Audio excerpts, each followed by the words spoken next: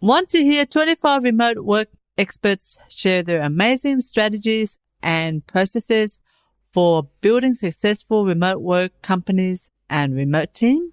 We've got speakers from leading companies like Thinkific, Evergreen Profits, Dynamite Circle, and Tribe Theory, and more.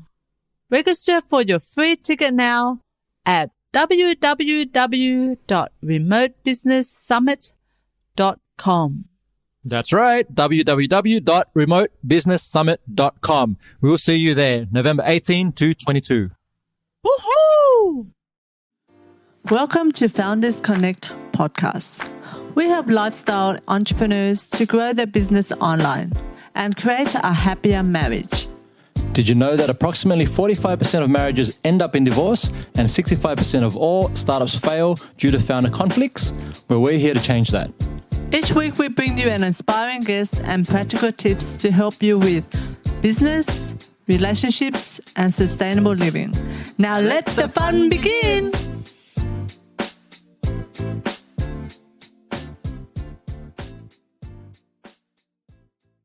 Hi, I'm Cindy Pham. And I'm Anthony Chansamuth. And we're from Founders Connect.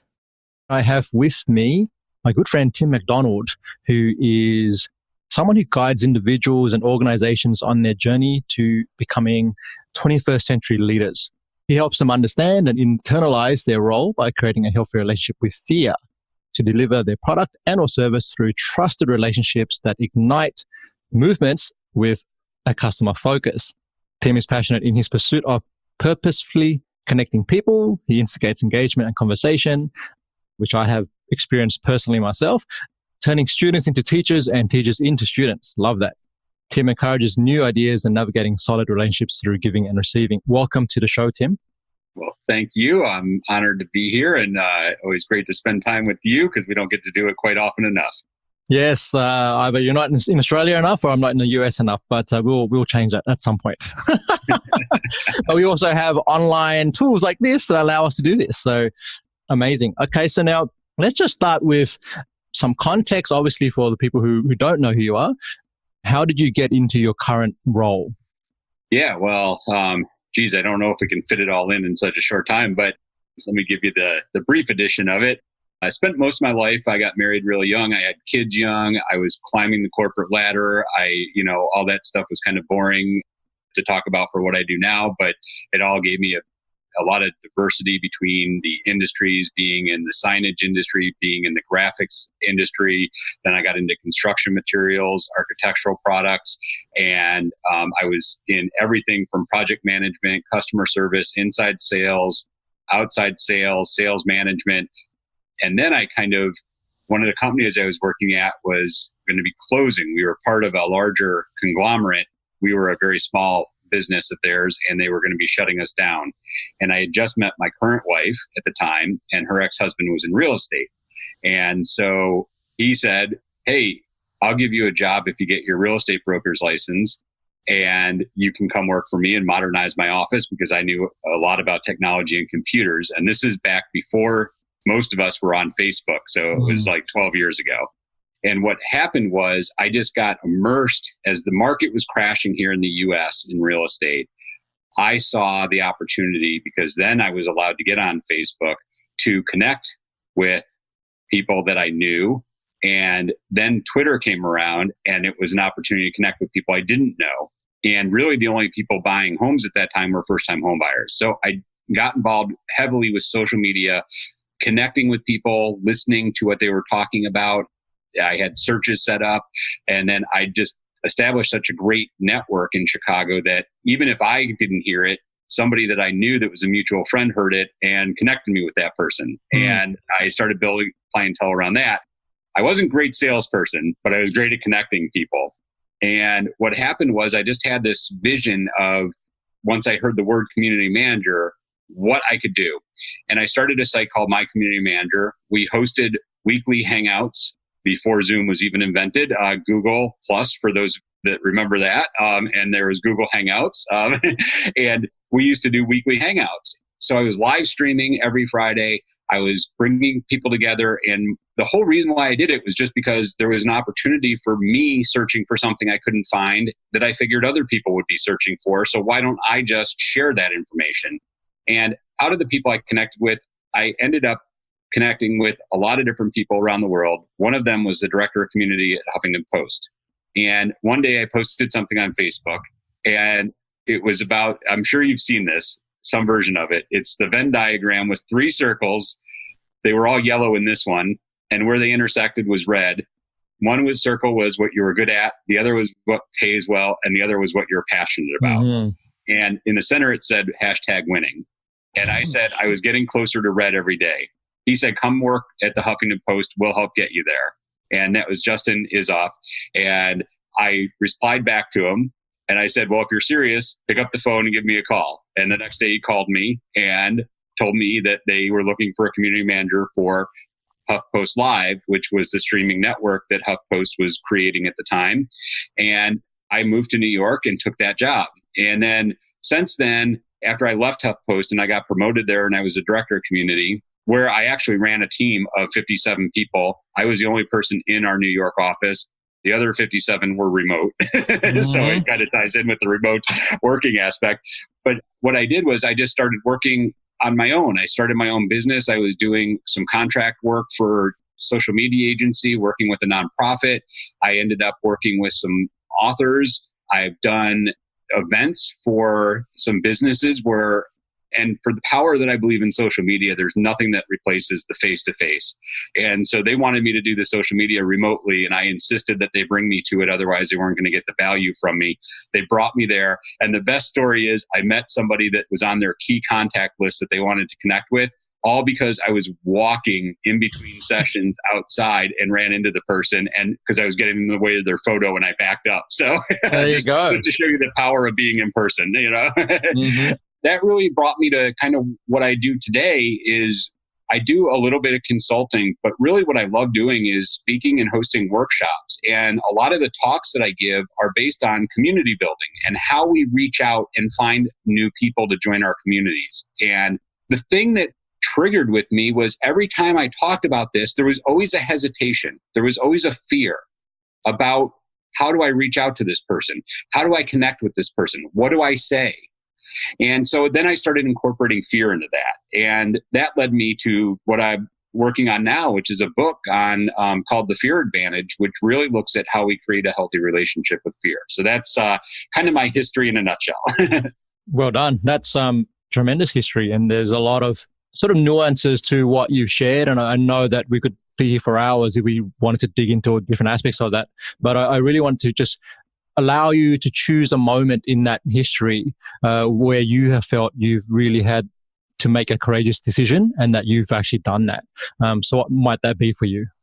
Yeah, I think, as I look back, really the biggest decision I had, and I don't even, in the moment, I didn't think it was a big decision, right? But in the moment, when I got offered the job to take that position at HuffPost, I wasn't expecting it. I had done an interview. I hadn't heard anything for like a week and a half, 2 weeks, something like that. And then all of a sudden I remember my wife and I were sitting at our pool in our apartment complex. And we were I think the only ones there. It was in May in Chicago. So it was unusually warm for that time of year to have to be at the pool. But I got the call from an HR person and they started asking me all the qualifying questions. And I'm like, wait a minute, what is this? Why are you asking me these? I haven't been offered anything. And they're like, oh yeah, you haven't heard from the hiring manager? And I'm like, no. And they're like, oh, well, as soon as we get off, I'm going to have them give you a call. And so they called and I told my wife, I'm like, I think I'm getting offered a job at HuffPost. And she goes, where's that going to be? And I'm like, in New York. And she said, I'm not moving to New York. And I think that moment when I just said, yes, I'm taking the job, and I'm going to New York was really one of the most courageous things. But what it allowed me to do in understanding my relationship with my wife was to understand what I needed to ask for and understanding if we didn't ask, I wouldn't get.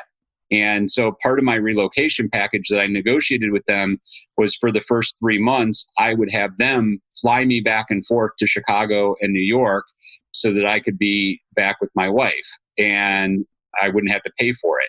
And my wife and I made an agreement that my relocation package was for a year. If I didn't stay a year, I'd have to pay it back. So what I did was I said, let's make a commitment for a year.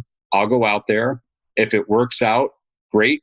If it doesn't work out, great. But I'll stay the year. I won't have to repay it back. And I'll just come back as often as I can and I'll live as cheaply as I can. I'll couch surf. I'll do whatever I need to do. And basically, after the 3 months were up, she had made the decision that she was ready to come out to New York. And so we lived out there. She got relocated for her job. And it ended up being a great decision for both of us that we never would have made. And she didn't want to make even when I was ready to make it. But me having the courage to really say, yes, this is what I'm doing. And then understanding how to navigate that with my wife was probably one of the best decisions, although probably one of the most courageous ones I made because it could have gone a completely different direction and I might not be with her today. So you are listening to the Founders Connect podcast, helping lifestyle entrepreneurs to grow their business online and create a happier marriage. Now back to the show. Absolutely. And I want to acknowledge that particular moment in your time, in your life, because I know this comes up for a lot of us, and we're going to definitely delve into that more on the Remote Business Summit when we talk about, your topic, which is creating a healthy relationship with fear. I'm getting butterflies even just talking about this and then just connecting to that moment for you, right? There's this thing that happens when we are offered an opportunity and then we have to assess the heartbeat that starts racing and goes, wow, this is incredible. Can't believe the universe is delivering this to me. And then there's another part where the brain kicks in and goes, well, wait a minute. What's my wife going to say? What's my, if you're in a relationship or if you're family or your supervisor, whatever it may be for people. But there's that moment where the logic kicks in and goes, yeah, but I'm good. I'm good right now. It's comfortable.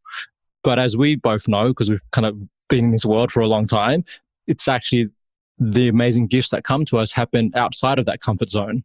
And it's really when we delve into that and make the courageous decision that now, like you say, that could have gone a completely different way. But what it also showed, in my sort of estimation, is it showed your wife that you were committed to something that was bigger than both of you and something that was a great opportunity for you. And then she came along and took her some time, but it happened. And that's usually what happens with leaders, isn't it? Leaders are pioneers who have to go out on their own for some time and then eventually the tribe follows, right? Or they don't.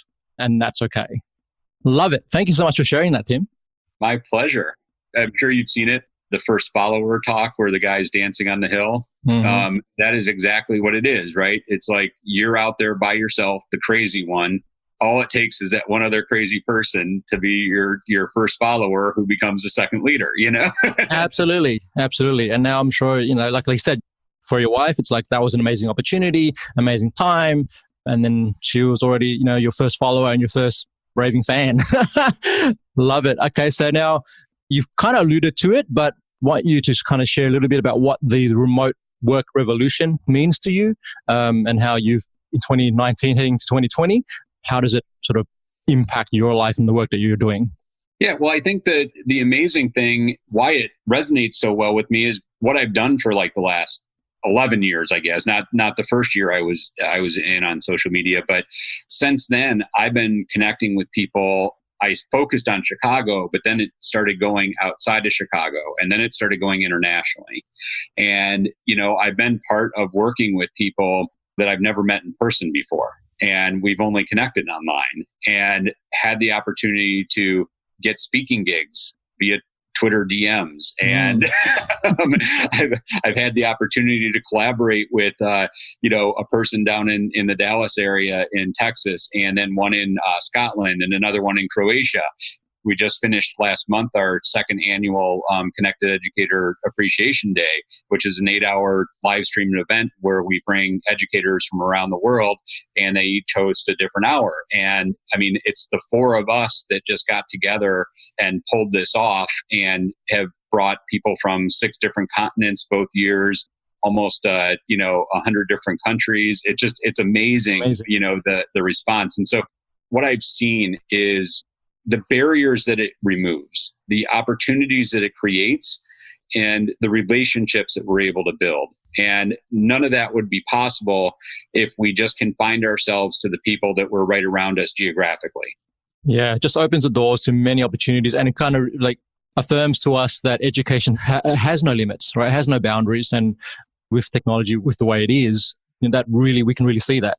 And like you say, you've got people joining from around the world. You've got speakers or educators who are connected. Some of you have never met in person, and it's just really powerful. The transformative power that the online or the technology can provide for us. Really fantastic. Now, let's talk about your talk on the summit, which is creating a healthy relationship with fear. Why do you feel that's an important topic for the summit audience? Well, it was funny because as soon as you posted it in our Facebook group, the other people in there said, "Oh my gosh, this is such a relevant topic. I was just getting ready to go live on Facebook and I just got freaked out. Like I didn't have my business face on." Right. And I started thinking about that and I'm like, this is what I've realized when I've started talking about this and interacting with people in some of the workshops I give is we don't consciously recognize how much of a role fear plays in our lives and the decisions that we make or we don't make. Because fear has two different sides to it. There's a rational side and there's an irrational side. The rational side is the thing that we need. And that's why I never say that we want to conquer fear or that we need to overcome fear or that we need to be fearless. Because if we're fearless, we're giving away the rational fear, which prevents us from stepping in front of a moving car or punching a tiger in the face or putting our hand in a pot of boiling water, right? Mm-hmm. Those are things that we know are going to harm us and hurt us. And so we don't want to do those and we need that fear.